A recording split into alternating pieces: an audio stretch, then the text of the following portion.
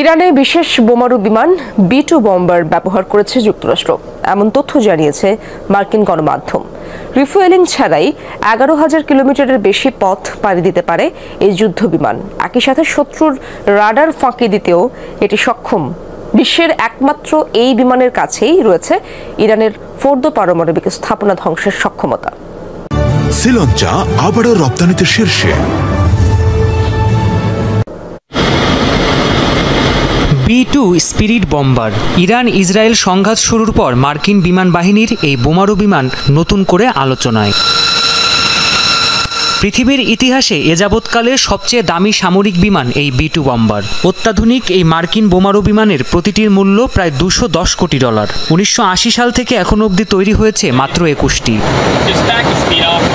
তবে শুধু দামে নয়, প্রযুক্তিগত সক্ষমতা আর কার্যকারিতায়ও অনন্য এই বোমারু বিমান। রিফুয়েলিং ছাড়াই এটি প্রায় 11,200 কিলোমিটার পথ